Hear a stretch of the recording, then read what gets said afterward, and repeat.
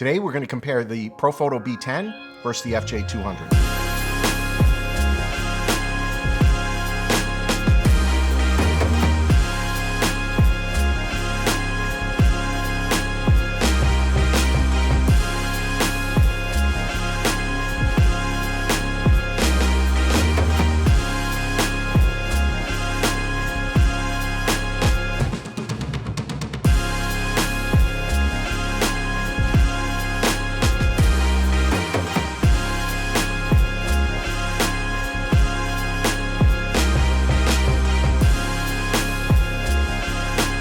All right, my photographers, I know when it comes to lighting gear, everybody is pretty passionate about their favorite brands. I've watched these conversations from Profoto to Godox to Elinchrom to Westcott. If you've got a brand you love, keep loving it. What I'm gonna do today is we are gonna talk about the differences. So for those of you who are trying to figure out what to invest in, how much to invest, does it matter?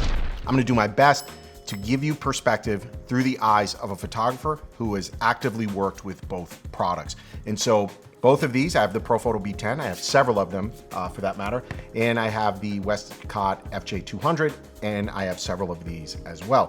And so I do use these products, and I've just acquired them over the years. Now, I'm sensitive to photographers when they talk about pricing and talk about quality of light and all those things that absolutely do matter. So when it comes to buying a light and determining what's the difference, maybe you're in the market to upgrade, and you're thinking, well, do I go with a Profoto? Do I go with a Westcott? Do I go with a Godox even? I wanna help shed some light on some things you should consider. Now, it's not an exhaustive list, right? We could be here and you can read all the spec sheets till the cows come home. What I wanna do is give you something to think about, again, through the eyes of an active photographer. So these are the things that kind of matter to me. So first off, let's just start with power.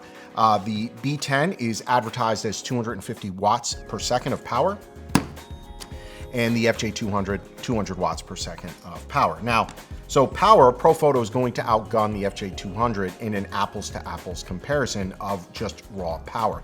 Now, quality of light, that's a different story. I'm going to break away from this video. All right, so I actually thought about something after the fact. I thought, what better way to just, photographers get caught up in like f-stops, right? Or watts, I'm sorry. We get caught up in watts per second, 200 watts, 250 watts, 500 watts.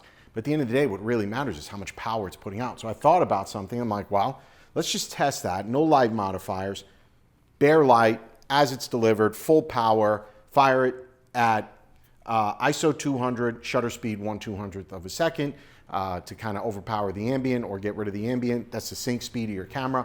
And let's just see what we're getting there for power. So let's try it out. And that'll really tell you how much power we're getting. So nothing super scientific here. The light stand will be in the same place, so that'll be even.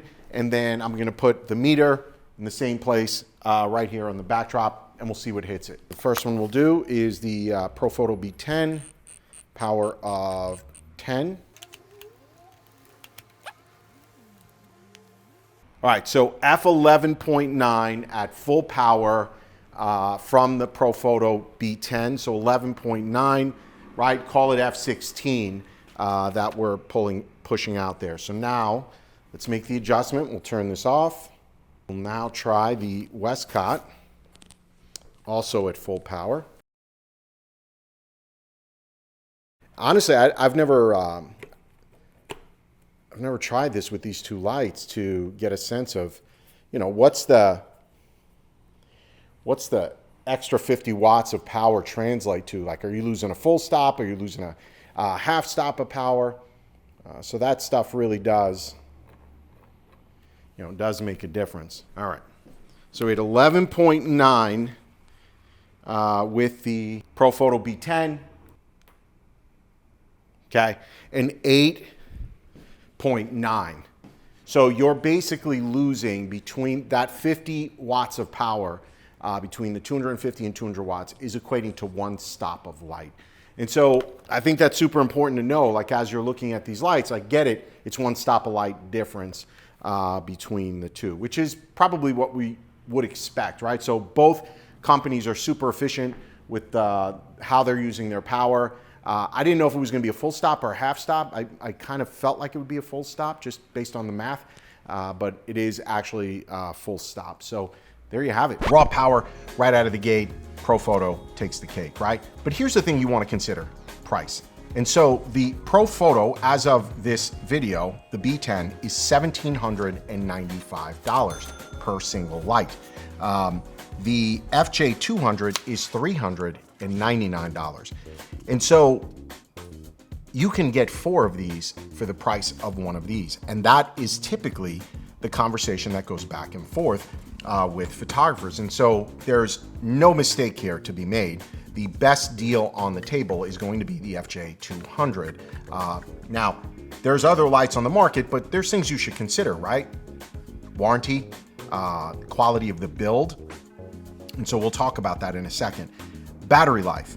And so how many full power flashes are you going to get per unit? Now, I will tell you, having used these for years,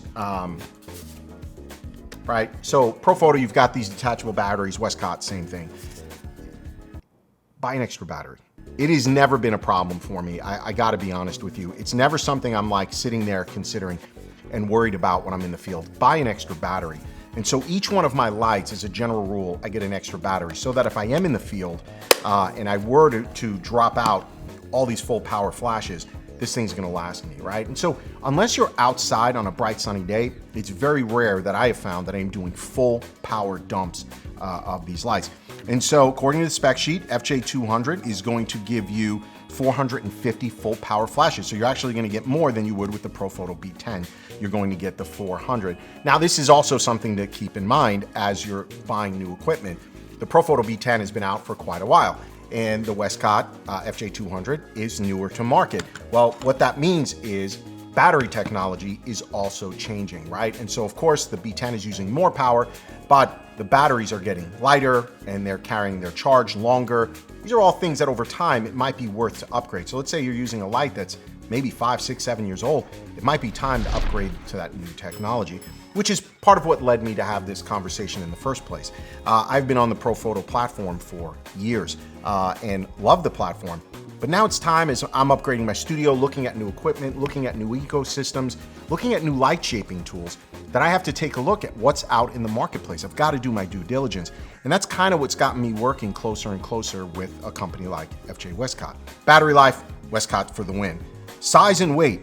Again, this is where technology catches up. Things get lighter, they get smaller. The FJ Westcott, the FJ200, weighs in at 1.7 pounds compared to the B10 at almost double the weight at 3.3 pounds. These things make a difference. If you're out in the field and you have an assistant or you're doing it yourself and you're on a wedding day, holding this thing for a couple of hours, it's heavy. You have to use different light stands maybe versus maybe a nano stand. So again, these are the kind of things, and it's noticeable in your hand, the difference in weight. And so one of the Profoto B10s weighs twice as much as the FJ200. So it is a big deal. Now, the brand ecosystem. Again, this is where time catches up to new product lines when they innovate, when companies continue to innovate. If you're on the Profoto system, you have to make the commitment that you are moving full bore to the Profoto system, because Profoto does not work with other light companies, right? It's just their systems, their triggers that you're working with. Well, that's interesting if you are willing to make that investment and convert your entire studio over to Profoto, or you're starting new and you want to just start right out of the gate, but most people don't, onto the Profoto system. Well, with the FJ Westcott system, they created something called the FJXR. Now, let's say you're using Elinchrom. Let's say you're using Paul C. Buff. Let's say you're using Godox, and you don't want to lose that investment. FJ Westcott, you add this adapter. As long as your light has a sync port, which almost every light has a sync port at this point, as long as it has a sync port, you can now put that in there, connect, and use your Godox light, your whatever investment you made, your Elinchrom, your Paul C. Buff, your white lightnings. You can use all of those lights in the Westcott system, so you're not losing that investment, and now you can slowly but surely migrate to a full Westcott system. And at the end of the day, yeah, there might be some lights on the market that are cheaper than Westcott, but I'd have to say with that comes a lot of risk, right? The quality of the product's not gonna last. You're not gonna have good warranty. You're not gonna get good customer service. And I found Westcott, and to be fair, Profoto, very easy to work with. They warranty their product. They take care of their end users. And so there's no risk there with either one. So now the final thing I want to talk about is just maybe the overall build.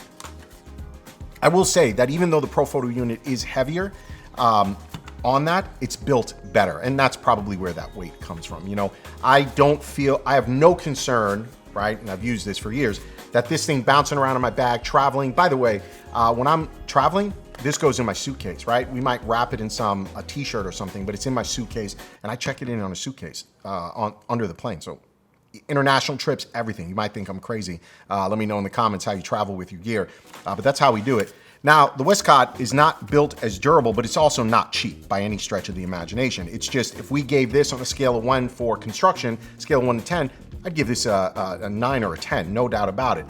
Construction here, scale of 1 to 10, I'd give it a 7, right? It could be made more durable, but it is a very well-built product. So there you have it, guys. Oh, I didn't even talk about that. Recycle time, Westcott wins again.